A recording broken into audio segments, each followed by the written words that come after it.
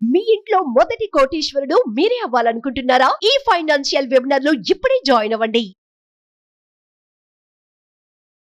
నమస్తే, welcome to Suman TV. నేను మీ రమా రాజేష్. మనం డెట్ ఫండ్ గురించి సిరీస్ చేసుకుంటున్నాం కదా, అందులోని ఇది పార్ట్ 2. ఎవరైతే పార్ట్ 1 చూడలేదో వాళ్ళు ముందు పార్ట్ 1 చూడండి, దాని కంటిన్యూషన్ ఇది పార్ట్ 2. అండ్ దీని తర్వాత ఇంకొక వీడియో పార్ట్ 3 ఉంటుంది. సో ఈ 3 సిరీస్ కంటిన్యూస్గా చూస్తే కనుక డెట్ ఫండ్స్ని ఎలా సెలెక్ట్ చేసుకోవాలి, డెట్ ఫండ్స్ యొక్క ఇంపార్టెన్స్ ఏంటి, అండ్ అలానే డెట్ ఫండ్స్లోని ఇన్వెస్ట్ చేసుకునే ముందు తెలుసుకోవాల్సిన ఇంపార్టెంట్ పాయింట్స్ ఏంటి అన్నీ క్లియర్గా అర్థమవుతాయి. మనం నేర్చుకుంటున్న కాన్సెప్ట్స్ అన్నీ మ్యూచువల్ ఫండ్ రిలేటెడ్ కాబట్టి ఇవన్నీ కూడా వాట్ ఎవర్ ఇప్పుడు మీరు నేర్చుకుంటున్న ప్రతి కాన్సెప్ట్ కూడా ఎడ్యుకేషనల్ పర్పస్ గురించే నేర్పిస్తున్నాను. But this should not be final decision. So మీరు ఏ ఇన్వెస్ట్మెంట్ చేసినా కూడా mutual funds are subjected to market risk. So documents కేర్ఫుల్గా చదవండి. అట్లానే మీకు ఏమైనా డౌట్స్ ఉంటే ఒక అడ్వైజర్ దగ్గరికి వెళ్ళి అడ్వైస్ తీసుకొని మాత్రం ఇన్వెస్ట్ చేయండి. అంతేగాని డైరెక్ట్గా మాత్రం ఎప్పుడు ఇన్వెస్ట్ చేయకూడదు. ఇది మీకు నాలెడ్జ్ని ఇస్తుంది. ఈ నాలెడ్జ్ బట్టి మీకు ఒక ఐడియా వస్తుంది ఎలాంటి వాటిని మనం చూస్ చేసుకోవచ్చు, ఆర్ మీ అడ్వైజర్ కరెక్ట్గా మీకు సజెషన్ ఇస్తున్నారా లేదా అన్న దాన్ని బట్టి. Okay, coming to the part 2. మనం డైనమిక్ బాండ్స్ గురించి నేర్చుకున్నాం కదా. ఇప్పుడు part 3 corporate bonds. Corporate bond debt fund. Corporate bond debt funds. Corporate bonds అంటే ఏంటో ఫస్ట్ అర్థం చేసుకుందాం, ఆ తర్వాత ఈ డెట్ ఫండ్స్ గురించి ఒక క్లారిటీ మనకు వస్తుంది. సో కార్పొరేట్ బాండ్స్ అంటే ఏంటి అంటే, ఇప్పుడు చాలా కంపెనీస్ ఉంటాయి, వాళ్ళు స్టాక్ మార్కెట్లోని పెట్టడమే కాకుండా కొంచెం లోన్ కూడా తీసుకుంటారు. సో ప్రతిసారి బ్యాంక్స్ నుంచే కాకుండా ఇన్వెస్టర్స్ దగ్గర నుంచి కూడా డైరెక్ట్గా లోన్స్ తీసుకుంటారు. దానికి వాళ్ళు మనకి ఒక ఎఫ్డి రూపంలో, అంటే కార్పొరేట్ ఎఫ్డి అంటారు లేదా కార్పొరేట్ బాండ్స్ అంటారు, వాటి ద్వారా మనకి ఇంట్రెస్ట్ పే చేస్తారనమాట. సో డైరెక్ట్గా ఎవరైనా కార్పొరేట్ బాండ్లో ఇన్వెస్ట్ చేస్తున్నా, డైరెక్ట్గా ఎవరైనా కార్పొరేట్ ఎఫ్డీలో ఇన్వెస్ట్ చేస్తున్నా అది కంపారిటివ్లీ చాలా రిస్క్ ఉంటుంది. బికాజ్ ఒకవేళ కనుక మనకి ప్రామిస్ చేసిన కంపెనీ టైంకి ఇంట్రెస్ట్ పే చేయకపోయినా లేదా మన అసలు ఇవ్వకపోయినా దాని ఇంపాక్ట్ ఉంటుంది. కానీ మనం కార్పొరేట్ బాండ్ డెట్ ఫండ్లో పెట్టినప్పుడు ఆ రిస్క్ తగ్గిపోతుంది. ఎందుకంటే ఫండ్ మేనేజర్ చూస్ చేసుకునే కార్పొరేట్ బాండ్స్ ఏవైతే ఉంటాయో అవి AAA ఆర్ అబవ్, అంటే ఇక్కడ రేటింగ్స్ ఉంటాయి అన్నమాట. ఈ బాండ్స్కి కానీ ఎఫ్డీస్కి కానీ ప్రాపర్ రేటింగ్స్ ఉంటాయి. దాంట్లోని ఏదైతే AAA అన్నది హైయెస్ట్ రేటింగ్ అనమాట. అంటే AAA తర్వాత A++ అట్లా రేటింగ్స్ ఉంటాయి. మన బాండ్స్లోని ఇన్వెస్ట్ చేసేటప్పుడు ఆ కంపెనీ యొక్క రీపేమెంట్ కేపబిలిటీ బట్టి అండ్ టైమ్లీ రీపేమెంట్ బట్టి వాళ్ళకి ర్యాంకింగ్స్ ఉంటాయి. సో దాంట్లోని మంచి ర్యాంకింగ్ ఉన్న కంపెనీస్ ఏవైతే ఉంటాయో అవన్నీ AAA అండ్ దానికి ఈక్వలెంట్గా ఉన్న బాండ్స్లో మాత్రమే ఫండ్ మేనేజర్ ఇన్వెస్ట్ చేస్తారు. కాబట్టి అది డైరెక్ట్గా ఒక బాండ్ కాదు, మల్టిపుల్ బాండ్స్లో ఇన్వెస్ట్ చేస్తారు. కాబట్టి మనకు దీని రిస్క్ వచ్చేటప్పటికి లో టు మోడరేట్ అయిపోతుంది. సో ఎవరైతే డైరెక్ట్గా బాండ్స్లో ఇన్వెస్ట్ చేస్తారో వాళ్ళు ఎక్కువ రిస్క్ని ఫేస్ చేస్తారు compare to corporate bond debt ఫండ్లో పెడితే. అండ్ ఇక్కడ మనకి రిటర్న్స్ కంపారిటివ్లీ ఎక్కువ వస్తాయి. ఒక 8 to 9%, 6 to 9% దగ్గర మనకి రిటర్న్స్ వస్తూ ఉంటాయి. అండ్ ఇది ఎవరి కోసం అంటే స్టేబుల్ ఇన్కమ్ కోసం. ఎవరైతే నాకు రెగ్యులర్గా స్టేబుల్ ఇన్కమ్ కావాలి అనుకుంటున్నారో, అలానే పోర్ట్ఫోలియో డైవర్సిఫికేషన్, నేను ప్రాపర్గా పోర్ట్ఫోలియోని డైవర్సిఫై చేసుకోవాలి అనుకున్న వాళ్ళకి ఇది బాగా యూజ్ అవుతుంది. అండ్ దీంట్లోని మనం మాట్లాడుకుంటే credit risk. So credit risk తక్కువ ఉంటుంది బికాస్ ఇవన్నీ హైలీ రేటెడ్ బాండ్స్ కాబట్టి. నెక్స్ట్ వచ్చేటప్పటికి interest rate risk. So again ఇది మోడరేట్ ఉంటుంది ఎన్ఏవి ఫ్లక్చుయేషన్స్ వల్ల. And liquidity risk. బాండ్స్ అన్నీ కూడా హైలీ లిక్విడబుల్. సో మీరు ఎప్పుడు విత్డ్రా చేసుకున్నా బాండ్స్ మనం విత్డ్రా చేసేసుకోవచ్చు కాబట్టి మనకి ఇది దీన్ని లిక్విడిటీ రిస్క్ తక్కువ ఉంటుంది. సో ఇక్కడ ఫండ్ మేనేజర్ ఏం చేస్తారంటే they will only select top rated corporate బాండ్స్ని సెలెక్ట్ చేస్తారు. అలానే actively monitor interest rates trends ప్రకారంగా మానిటర్ చేస్తారు. రెగ్యులర్ రివ్యూ, అంటే టైమ్లీ పేమెంట్స్ వస్తున్నాయా లేదా అని రివ్యూ చేస్తారు. అండ్ రిస్క్ని బ్యాలెన్స్ చేస్తూ మనకి రిటర్న్స్ ఇస్తారు. So this is also one of the good bonds. ఎవరైతే వాళ్ళ అమౌంట్ని కొంచెం లాంగ్ టర్మ్కి, అంటే ఒక 6 to 8 months అట్లా ఉంచుకోవాలనుకుంటున్నారు, అలాంటి వాళ్ళకి ఇది బాగుంటుంది. At the same time regular return కావాలి, ఇన్వెస్ట్మెంట్ మీద రిటర్న్స్ కావాలి, కొంచెం రిటర్న్స్ ఎక్స్పెక్ట్ చేస్తే మనం కార్పొరేట్ డెట్ ఫండ్లో ఇన్వెస్ట్ చేసుకోవచ్చు. నెక్స్ట్ వచ్చినప్పటికీ bank PSU debt funds. Name చెప్తున్నట్టే బ్యాంకింగ్ అండ్ డెట్ PSU అంటే ఇది కంప్లీట్లీ సేఫెస్ట్, అన్నిటిలో కల్లా సేఫెస్ట్ ఇదే. ఎందుకంటే మనకి banks and PSU public sector banks నుంచి కదా మనకి ఎక్కువ వచ్చేది. సో రిటర్న్స్ మనం ఎక్కువ ఎక్స్పెక్ట్ చేయలేము. 6 to 8% దగ్గర రిటర్న్స్ వస్తాయి. అండ్ దీంట్లో వాళ్ళు ఏం చేస్తారంటే ఈ పర్టికులర్ బాండ్స్లోని 80% వరకు కూడా బ్యాంక్స్ కానీ PSUs కానీ పబ్లిక్ ఫైనాన్షియల్ ఇన్స్టిట్యూట్ రిలీజ్ చేసే ఫండ్స్లోనే పెడతారు, రిలీజ్ చేసే బాండ్స్లోనే ఇన్వెస్ట్ చేస్తారనమాట. సో రెగ్యులర్ ఇన్కమ్ కావాలన్నా, ఏదైనా క్యాపిటల్ని మనం ప్రిజర్వ్ చేసుకోవాలన్నా కూడా దీంట్లో ఇన్వెస్ట్ చేసుకోవచ్చు.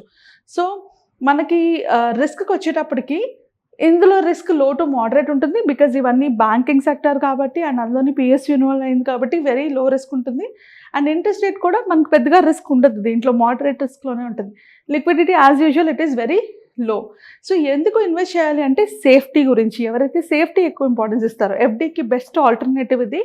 అండ్ అలానే బెటర్ రిటర్న్స్, మనకి ఎఫ్డీ కన్నా మంచి రిటర్న్స్ కావాలనుకున్నప్పుడు బ్యాంకింగ్ అండ్ పిఎస్యూ డెట్ ఫండ్స్లో ఇన్వెస్ట్ చేసుకోవచ్చు. అలానే ఎక్కువగా ఇది ఎవరికి బాగా వర్కౌట్ అవుతుందంటే రిటైర్డ్ ఇండివిజువల్స్ ఉంటారు, వాళ్ళు ఎఫ్డీస్లో ఇన్వెస్ట్ చేసుకుంటూ ఉంటారు కదా, అలాంటి వాళ్ళకి banking and PSU debt funds బాగా యూజ్ అవుతాయి. So banking and PSU debt ఫండ్స్లో ఎక్కువ ఇన్వెస్ట్ చేయడానికి ఎవరంటే రిటైర్డ్ ఎంప్లాయీస్ వాళ్ళ రెగ్యులర్ ఇన్కమ్ కోసం చూసుకుంటే ఇందులో ఇన్వెస్ట్ చేసుకోవచ్చు. నెక్స్ట్ వచ్చేటప్పటికి క్రెడిట్ రిస్క్ ఫండ్స్. డెట్ ఫండ్స్లో కూడా మనకి ఎక్కువ రిటర్న్స్ వచ్చినవి ఏమైనా ఉన్నాయా అంటే అది కేవలం ఈ ఫండ్స్లోనే. అండ్ మేము అంటే రీసెర్చ్ చేసినప్పుడు నేను చూసినప్పుడు లాస్ట్ ఫ్యూ ఇయర్స్ నుంచి డెట్ ఫండ్స్ కూడా 70 to 22-23% వరకు రిటర్న్స్ ఇస్తున్నాయి యాన్యువల్లీ. దాంట్లో ఆ పర్టికులర్ రిటర్న్స్ ఇచ్చే కేటగిరీ మన క్రెడిట్ రిస్క్ ఫండ్స్. సో చాలా మందికి ఐడియా ఉంటుంది ఏం ఫండ్ అన్నది. ఒకవేళ మీకు ఆ ఫండ్ పేరు తెలిస్తే కింద మెన్షన్ చేయండి. బట్ అగైన్ మీరు మైండ్లో పెట్టుకోవాల్సింది ఏంటి అంటే దీస్ ఆర్ హైలీ రిస్కీ. అంటే డెట్ ఫండ్స్ అన్నింటిలో కూడా హైయెస్ట్ రిస్క్ ఉన్నది మనకి క్రెడిట్ రిస్క్ ఫండ్స్. అసలు క్రెడిట్ రిస్క్ ఫండ్ అంటే ఏంటి అంటే వాళ్ళు ఇన్వెస్ట్ చేసే ఏవైతే ఉంటాయో అంటే ఫండ్ మేనేజర్ లో రేటెడ్ అంటే బిలో ఏ+ కన్నా తక్కువ ఉన్న బాండ్స్ కానీ లేకపోతే కార్పొరేట్ ఎఫ్డీస్ కానీ వాటిలో వాళ్ళు ఇన్వెస్ట్ చేస్తారనమాట. బికాస్ ఇది రిస్క్ ఎక్కువ కాబట్టి, ఎందుకంటే ఈ కంపెనీస్ డిఫాల్ట్ అయ్యే ఛాన్సెస్ ఎక్కువ ఉంటాయి కాబట్టి, రిస్క్ ఎక్కువ కాబట్టి మనకి రిటర్న్స్ కూడా ఎక్కువ వస్తాయి. సో ఇలాంటి ఫండ్స్లో ఇన్వెస్ట్ చేసేటప్పుడు మనం జాగ్రత్తగా ఉండాలి. అండ్ ఇలాంటి ఫండ్స్లో రిటర్న్స్ కూడా లైక్ ఐ సెడ్ 17 to 22% వరకు కూడా మనకి రిటర్న్స్ వచ్చాయి. సో ఫండ్ మేనేజర్ ఏం చేస్తారంటే ఇలాంటి ఫండ్ సెలెక్ట్ చేసేటప్పుడు కంపెనీ యొక్క ఫైనాన్షియల్ హెల్త్ ఎలా ఉంది అన్నది చెక్ చేస్తారు. అలానే అన్ని సెక్టార్స్లో ఒక కంపెనీతో కాకుండా మల్టిపుల్ సెక్టార్స్లో డైవర్సిఫై చేస్తారు. సో దట్ మాక్సిమం రిస్క్ మనకి తగ్గేలా ఉంటుంది. తర్వాత చేంజెస్ ఇన్ రేటింగ్స్, ఆ రేటింగ్స్ని ఒక చేంజెస్ కానీ డిఫాల్ట్స్ని కానీ అయినా హ్యాండిల్ చేస్తూ ఉంటారు. అలానే రీబ్యాలెన్స్ చేస్తూ ఉంటారనమాట ఈ రిస్క్ని మిటిగేట్ చేయడానికి. సో ఎవరైనా షార్ట్ టర్మ్లోని ఎక్కువ రిస్క్ తీసుకోవడానికి రెడీగా ఉండి ఎక్కువ రిటర్న్స్ కావాలనుకున్న వాళ్ళు ఈ ఫండ్స్ని కన్సిడర్ చేయొచ్చు. అగైన్ ఇది కంప్లీట్లీ హై రిస్క్. సో ఒక అడ్వైజర్ ద్వారా హెల్ప్ తీసుకొని చేసుకోండి, ఓన్ డెసిషన్ అయితే తీసుకోవద్దు.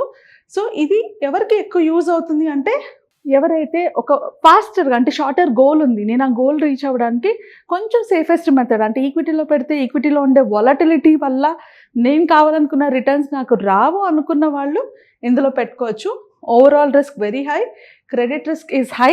ఎందుకంటే ఇష్యూర్ ఎప్పుడైనా ఎవరైతే ఆ బాండ్ ఇష్యూర్ ఉన్నారో వాళ్ళు ఎప్పుడైనా కూడా డిఫాల్ట్ అయ్యే ఛాన్సెస్ ఉంటాయి. డౌన్ గ్రేడ్ రిస్క్ అంటే బాండ్ రేటింగ్స్ పడిపోయినప్పుడు కూడా మనకు వచ్చే రిటర్న్స్ పడిపోతాయి. అలానే లిక్విడిటీ రిస్క్, ఇంత ఈజీగా దీన్ని సెల్ చేయలేము, కొంచెం లిక్విడిటీ ఇష్యూస్ ఉంటాయి దీనివల్ల.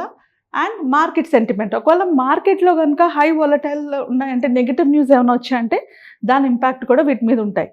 సో ఇవన్నీ చూసుకొని ఆ మాత్రం రిస్క్ నేను తీసుకోగలను, నాకు షార్ట్ టర్మ్ గోల్కి కొంచెం ఎక్కువ రిటర్న్స్ కావాలి అని ఎక్స్పెక్ట్ చేసిన వాళ్ళు మాత్రమే క్రెడిట్ రిస్క్ ఫండ్స్కి వెళ్ళొచ్చు.